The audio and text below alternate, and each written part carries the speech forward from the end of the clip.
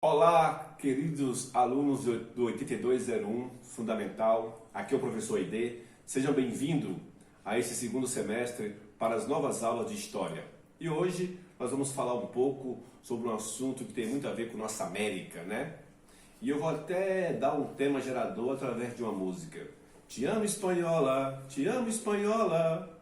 Pois é, gente, né? Nós vamos falar um pouco sobre a independência da América Espanhola. O que é isso, né?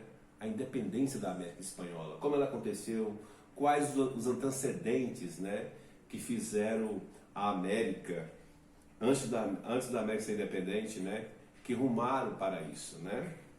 E como as ideias e acontecimentos que aconteceram na Europa influenciaram, né, essa independência da América Espanhola, entendeu? E nós sabemos que essa vontade de independência começou lá com os Incas, né? Já ouviu falar de Tupac Amaru? Pois é, foi o último imperador Inca, né? Foi um homem que foi todo esquartejado pelos espanhóis, né? Pegaram 4 cavalos, amarraram em cada perna e tentaram esquartejá-lo, ele arrancando com a força dos cavalos, né? Porque ele fez um movimento de rebeldia, juntou todas as tribos, né? Isso foi há 300 anos atrás, né? Antes da independência espanhola. Então, isso foi uma coisa muito importante, porque deixou marcos. Assim como o movimento do Brasil de Zumbi, né, pela independência, que teve outros líderes, né, na Europa, na América Espanhola também, os Incas acabaram resistindo, né? Mesmo depois que muitos foram dizimados, mortos, houve muita resistência. E Tupac Amaru foi esse emblema, esse registro, essa identidade contra a opressão espanhola. Né? Era um grande estrategista militar, um homem muito inteligente, né? Era um sacerdote também, quer dizer, para ser um sacerdote numa sociedade, numa civilização, era muito respeitado, né? E também um homem que também tinha um cargo político, né? Um imperador na sociedade inca. E depois que mataram Tupac Amaru, né? Os espanhóis, então, colonizou no século XVI várias regiões, né, da América, né? E o sistema de colonização espanhola era baseado na exploração dos recursos naturais e minerais das áreas dominadas, né? E os povos americanos, incas, astecas, né, e os maias já tinham sido todos dominados. Então, a administração implantada nas colônias americanas, né, era totalmente controlada pela metrópole, né? E tinha por objetivo a obtenção de riqueza. Era assim, sugar toda a energia que tivesse naqueles países, né? Naquela região ali que englobava Argentina, Peru, Cuba, Guatemala, Venezuela, Chile, né? Uruguai, né? O que pudesse sugar era muito importante, né? E no campo econômico, né, o controle das metrópoles sobre as colônias americanas era rígido, muito bem organizado, né? Os colonos só podiam comprar e vender produtos da Espanha, né? Essa espécie de pacto colonial era altamente favorável aos colonos americanos. O que é os colonos americanos, né? Estou falando aqui de América latino-americanos, né? É porque eles não poderiam, por exemplo, os que tinham nascidos aqui, tipo a Inconfidência Mineira, né? Eram os portugueses que vieram para o Brasil e queriam ter direito de administrar o ouro aqui, criar riqueza, uma economia, né? Não, manda tudo para como se diz, manda tudo para a Espanha, ou para a Espanha e Portugal, né? Nesse caso aí do Brasil e Portugal, e aqui da Espanha. Então toda a riqueza, o que tivesse aqui, desde produção de gado, comida, minerais, né? Também de prata, né?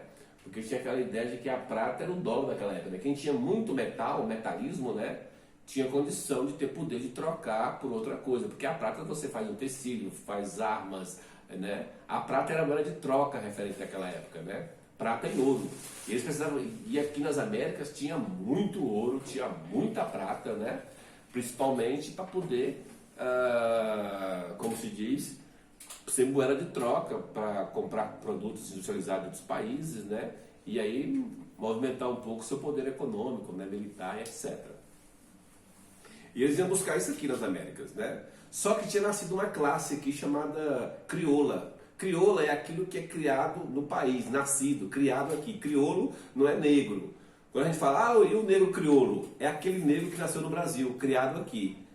Aí tem vários tipos de negro, né? O ladino, né? Né?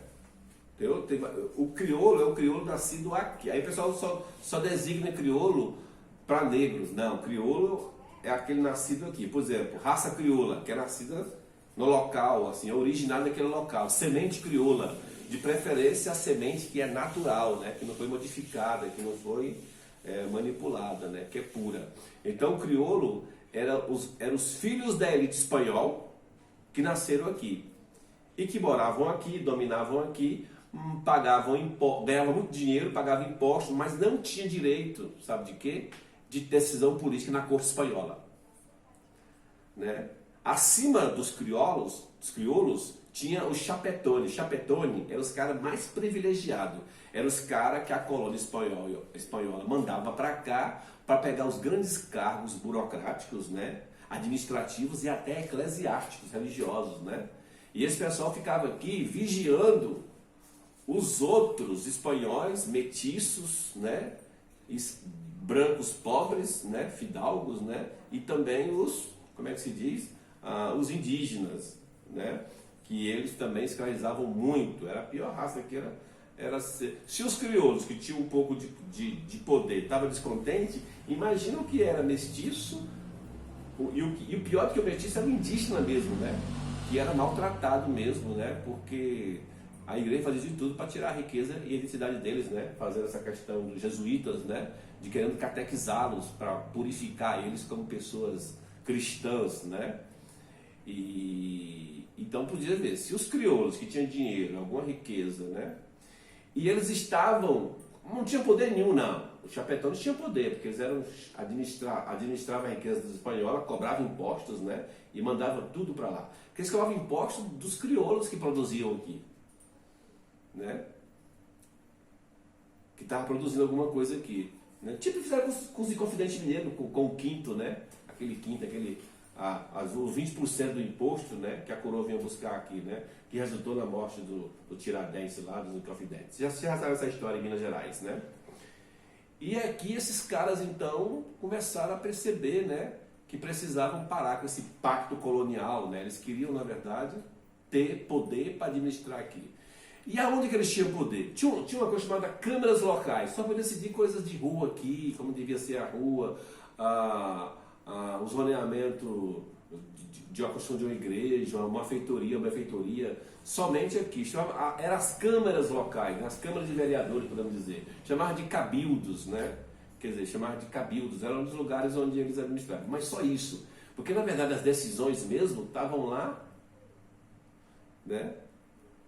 Estavam lá na Espanha, na coroa, né? E eles não gostavam dos chapetones, né? Apesar de muitos ser filhos de chapetones, mas...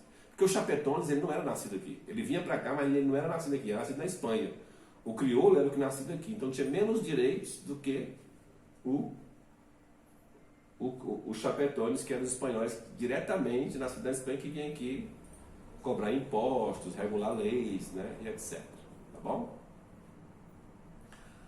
Além dos laços culturais, né, que tinham com o continente americano, viam na independência uma forma de obtenção do poder político, quer dizer, Revolução Francesa, Revolução Americana, Revolução dos Inconfidentes, todo mundo queria poder político. Porque esses caras tinham poder econômico, tinham dinheiro, tinham até minas, né?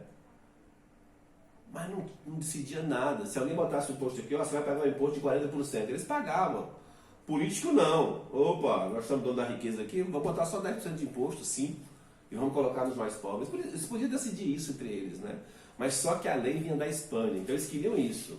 Eu não queria ficar independente para, como é que se diz? Independente para ser bom para os mestiços, para os brancos, para os pobres, para os indígenas. Não. Eles só queriam ficar independentes para eles não, como é que se diz? Pagar impostos, não ficar menos rico, ficar mais rico, né? Não mandar os impostos para a Espanha. Tá certo? E assim aumentava seus lucros, né? Porque esses crioulos, gente, eles estudaram nas faculdades espanholas, né? Estudaram nos melhores colégios, nas melhores universidades de Salamanca, na Espanha, né? E eles vieram para cá formados, né? Então tinham um certo conhecimento, né? E muitos, gente, beberam na fonte das ideias iluministas, né? Liberté, igualité, fraternité, né? Direitos dos homens, contrato social, que era contra o absolutismo, né? E a Espanha era absolutista, né? Tinha Inquisição na Espanha, a igreja católica na Espanha, o poder dela é terrível, né? Até hoje, gente, até hoje na Espanha nunca acabou a Inquisição, sabe assim, pelo menos na Espanha nunca acabou, né? Diz que nos anos 60 aí tentaram acabar, ainda existe que na igreja espanhola a ideia de Inquisição, né? Tem até o tal de Torquemada, né? Que foi um grande torturador, né? Então, o que que acontecia? O que que acontecia? É um país muito católico, muito forte essa questão do domínio, né? Quando Franco foi... Franco era o chefe fascista, né, da Espanha, né, Francisco Franco, que ajudou muito ele foi a ideia conservadora espanhola, né? Imagina aqui nesse tempo, tá bom? Mas aí teve um fato interessante. Um grande gênio militar, um grande homem, né, chamado Napoleão Bonaparte. Napoleão, né, começa a querer fazer o bloqueio continental pela Inglaterra e começa a invadir Portugal, tanto que a família real foge para cá, né, em 1808, invade Portugal, invade um monte de países que não eram países reinos, né, países que não queriam assinar. E ele invadiu também, era uma república, né, a França, né, iluminista, não gostava de rei, não gostava de igreja, começou a invadir a Espanha. Nesse momento, o governo espanhol está sob domínio francês e guerreando contra Napoleão, né? Então eles têm o quê? Dificuldade de dar atenção para os negócios deles aqui na América, tá certo? Então eles têm dificuldade de olhar e de vigiar os negócios aqui da América. Então não tem nem como cobrar imposto das Américas, nada, etc e tal. E aí então esses crioulos, né, aproveita, né, essa negligência, né, esse espaço de vazio, já quando tem nos vigiando, os espanhóis lá, a coroa está tentando combater Napoleão, né, um homem poderosíssimo, vamos aproveitar. E aproveitou para fazer a independência espanhola, né, entre os anos de 1810 e 1833. Né? Então, quando Napoleão é derrotado, né, em 1815, Congresso de Viena, que as forças conservadoras os reinos, né, tentam tirar Napoleão, prende ele lá, né, e tenta costurar um novo mapa da Europa para evitar revoluções iluministas, a Espanha também já está tão forte que ela acaba vencendo isso. Porque ela tem apoio, gente, dos mestiços, dos brancos, das camadas mais pobres e até mesmo dos indígenas que estavam cansados disso, né?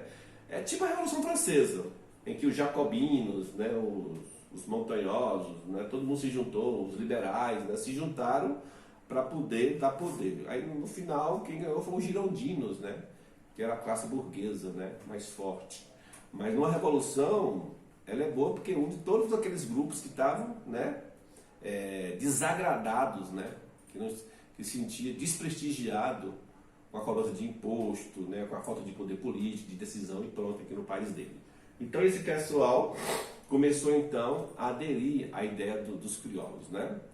E quem liderou? Simão Bolívar, daí por isso que Hugo Chávez, né, era um venezuelano, né, que foi de fundamental importância nos projetos da Colômbia, da Bolívia, do Equador, da Venezuela, do Panamá, do Peru, né? E ele ganhou em 1813 na Venezuela o título de Libertador das Américas. Por isso que tem essa Copa América aí, ó. Copa das Libertadores da América, né? Quer dizer, é uma homenagem a Simão Bolívar, né? É tanto que Hugo Chávez, né, queria criar o bolivarianismo do século XXI, né? E ele queria unir porque o sonho de Bolívar não era vários países, era do México até a Terra do Fogo, no Chile, a ideia de um país único, uma única América, né? Que teria uma capital, né? Os outros países podiam ser estados, uma única capital, um único povo, né? Para lutar contra a opressão europeia, né? Ele tinha isso muito claro nele, né? Hugo Chávez é fã número 1 dele, né? Hugo Chávez que morreu, Maduro também, né? Bolivarianismo, né? E alguns, o Equador, o Peru, a Bolívia, né? Também tem essa ideia de bolivarianismo. É tanto que a Bolívia tem esse nome de Bolívia em homenagem a Bolívar, né? Outro é José de San Martín também, né? Que era general argentino, né? O'Higgins também, que era chileno, foi muito importante nesse processo. Foi decisivo nos processos de independência da Argentina, Chile e Peru, tá certo? E aí começa então, graças a Napoleão, né? Engraçado, graças a Napoleão, nós somos o único país do mundo que era colônia e virou reino, que expulsou João, e ele foi espalhando a revolução pelo mundo. Onde Napoleão ia, as ideias dele, ele espalhava revoluções pelo mundo. Graças a Napoleão Bonaparte, a América ficou mais cedo independente, né? Quer dizer, é uma coisa que você não pode negar do legado da Revolução Francesa, né, para as Américas, né? Porque todo mundo bebeu na fonte da Revolução Francesa, tá bom? E as colônias, gente, tem uma curiosidade, elas eram divididas, embora lideradas por crioulos, né? As colônias eram divididas em 4 vice-reinos, né? Nova Granada, Nova Espanha, Rio da Prata e Peru, né? E 4 capitanias gerais, Chile, Venezuela, Guatemala e Cuba, né? Depois da independência, esse vice-reino do Rio Prata, né? Surgiu o quê? Que ali fica o Rio Prata, né? O Paraguai, Argentina, Bolívia e Uruguai. Os países do Mercosul, né? Porque tem a América Andina, tem a América Amazônica e tem a América, como se diz, Sul, né? O Mercosul, né? Então, qual a diferença entre vice-reino e capitanias e colônias e capitanias gerais? É que as capitanias, gente, os vice-reinos, era onde tinha mais lucrativo, né? Era onde mais lucrativo, como se diz, tirar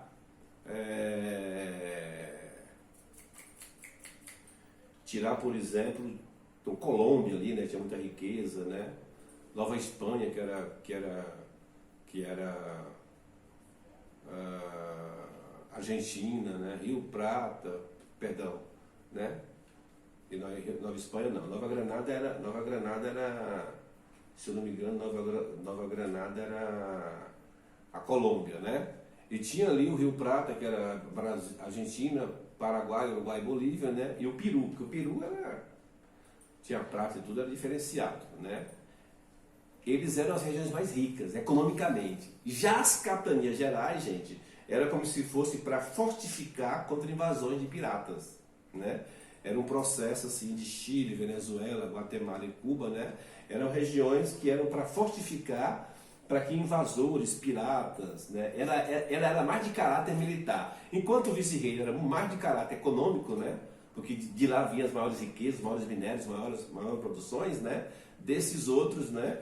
Você tinha apenas a questão de fortificar, fazer feitorias, observar que não tinha invasores, né? Controlar o fluxo e a entrada de pessoas ali, evitar os conflitos, né?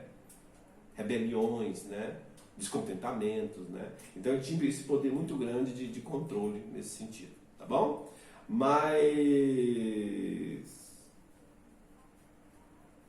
enquanto o Brasil, gente, né, só acabou o seu sistema monárquico, né, em 1822, né, os países que se formaram com a independência das colônias espanholas adotaram a república, né. O Brasil adotou a monarquia a partir de 1822 e toda a América Latina, né, do México até a Terra do Fogo no Chile, tornaram-se república, né. E engraçado, o Brasil foi o último país a libertar os escravos, né, porque não tinha uma visão ainda. Porque na república não pode se aceitar homens escravos, né? Porque a ideia de república é o governo do povo, então era contraditório. E o Brasil foi o único país das Américas a libertar seus escravos. Então nós temos uma herança cruel nesse sentido. Mas voltando lá, essa é o resumo, né, do que seria a independência da América Espanhola. Ok? Meu muito obrigado. Os conteúdos eu já enviei para vocês os roteiros, né? Espero que vocês tenham respondido. E finalizo aqui concretizando esse conteúdo. Um abraço e até a próxima.